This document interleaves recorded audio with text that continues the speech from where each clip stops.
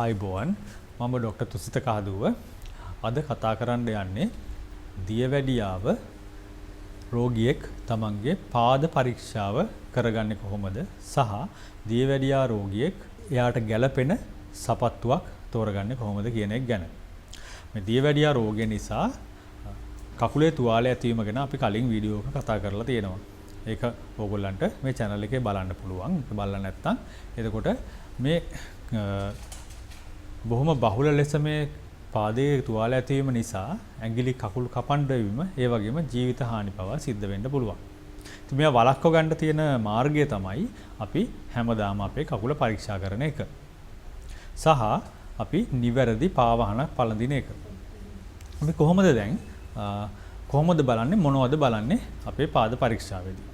මේ පාද පරීක්ෂාව කියන එකට හොඳට සූදානම් වෙන්න ඕනේ. අපි ඒකට දිනපොතක් තියාගන්න ඕනේ. හැමදාම බලන්න ඕනේ. අනිත් එක අපි එක වෙලාවක් වෙන් කර ගන්න ඕනේ මේ වැඩේට. ගොඩක් වෙලාවට නිදා ගන්න කලින් වෙලාව තමයි සුදුසු. ඒකට සුදුසු ආකාරයක ලයිට් තියෙන්න ඕනේ.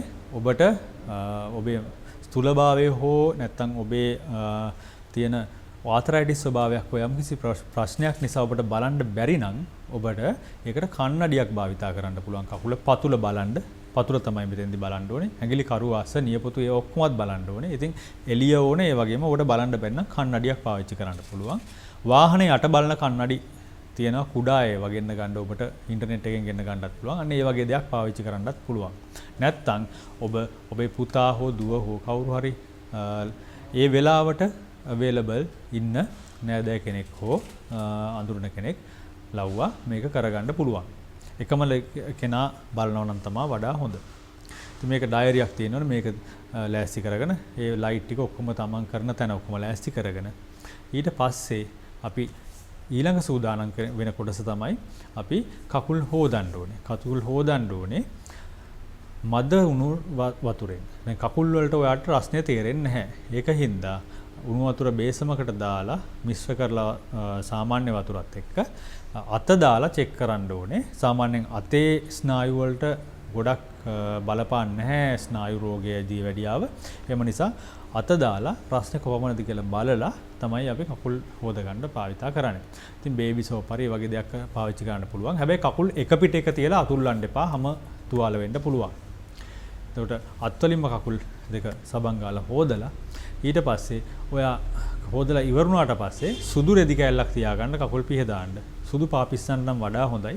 එතකොට ඒ කකුල් පිහදාලා ඉවරුණාට පස්සේ ඒකෙත් බලන්න ඕනේ සරව බින්දු හෝ ලේ බින්දු හෝ නිකන් ජරාව බින්දුවක් වගේ එකක් තියෙනවා. එතකොට ඒකෙන් අපිට හිතා ගන්න පුළුවන් කකුලේ මොකක් හරි මේ ඩැමේජ් එකක් වෙලා තියෙනවායි කියලා.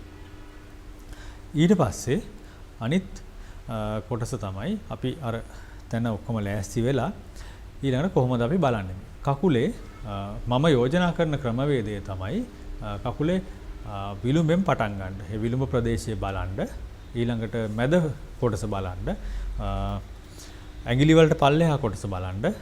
ඇඟිලි ටික බලන්න. ඇඟිලි අස්ස බලන්න. කකුලේ උඩ කොටස බලන්න. ඒ කියන්නේ බිම බලපුවම පේන ඒ කොටස.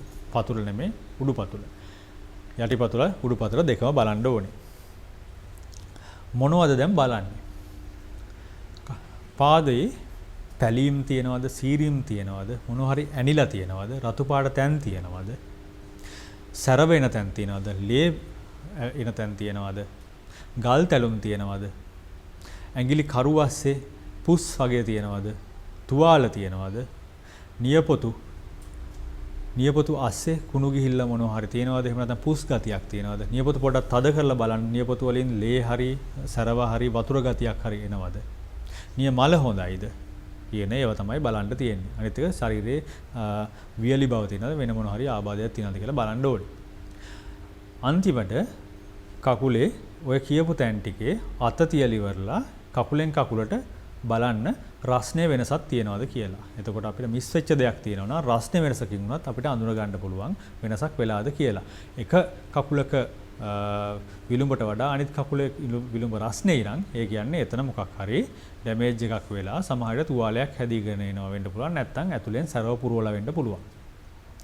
ඊට පස්සේ ඔය වැඩේ ඉවරුණාට පස්සේ ඊළඟට බලන්න තියෙන්නේ නියපොතු හරියට කපලාද කියන එක. නියපොතු හරහට කපන්නේ. ගාලා රවුම් කරන්නේ නැහැ. නියපොතු පොඩ්ඩක් තියන්න ඕනේ. නියපොතු ඇඟිල්ල වැහෙන්න නියපොත්ත තියන්න ඕනේ. ඒ චුට්ටක් තියලා තමයි කපන්නේ.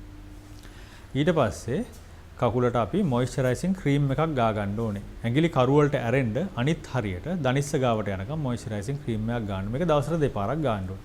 ඇඟිලි කරු අස්සට පවුඩර් දාන්න ඕනේ. ටැල්ක් පවුඩර් දාන්න ඇඟිලි කරු අස්සට. එතකොට දිලීරයක් තියෙනවා නම් ඒකට මෙඩිකේටඩ් පවුඩර් එකක් ඇන්ටි ෆංගල් එකක් කියන දිලීර ප්‍රති දිලීර බේතක් තියෙන පවුඩර් එකක් දාන්න ඕනේ. ඒවා දිගට දාන්න ඕනේ. ඒක අයින් වෙලා ගිහිල්ලත් තව මාසයක් විතරනකම් දාන්න ඕනේ. ඊට පස්සේ ඊළඟ කොටස තමයි අපි සපත්තුව. ඒ කියන්නේ ඊළඟ දවසේ උදේ අපි නැගිටලා සපත්තුව හෝ සෙරප්පුව දාන්න ඉස්සෙල්ලා ඒකත් අපි ඇහෙන් බලලා චෙක් කරන්න ඕනේ. ඒකේ මොනවා හරි ඇද කුද තියනවද, ගල් තියනවද, කැඩිච්ච ඒවා තියනවද, ඇන තියනවද කියලා. ඒක අත දාලි ඉවරලා බැලුවත් කමක් නැහැ. හොඳට විශ්වාස නම් මේ ඇතුලේ මුකුත් කැපෙන දෙයක් නැහැ කියලා. ඒ කැපෙන එජස් එහෙම තියෙනවා නම් ඒවත් අපි ප්ලාස්ටර් කෑල්ලක් හරි ගහලා ඒවා සුමට කරගන්න ඕනේ. දැන් ඔය ටික හැමදාම කරන්න ඕනේ. දවස ගානේ හැමදාම කරන්න ඕනේ. ඒක කරලා ඒකේ හරිනම් හරි කියලාත් වෙනසක් තියෙනවා නම් වෙනසක් තියෙනවා කියලාත් අර ඩයරිය මාක් කරගන්න ඕනේ. වෙනසක් තියෙනවා නම් වහාම තමන්ගේ පවුලේ වෛද්‍යවරයා හෝ තමන්ගේ කකුල් දෙක සම්බන්ධයෙන් බලන තුවාල සම්බන්ධයෙන් බලන වෛද්‍යවරයාව ගිහිල්ලා හම්බෙන්න. ඊළඟ කොටස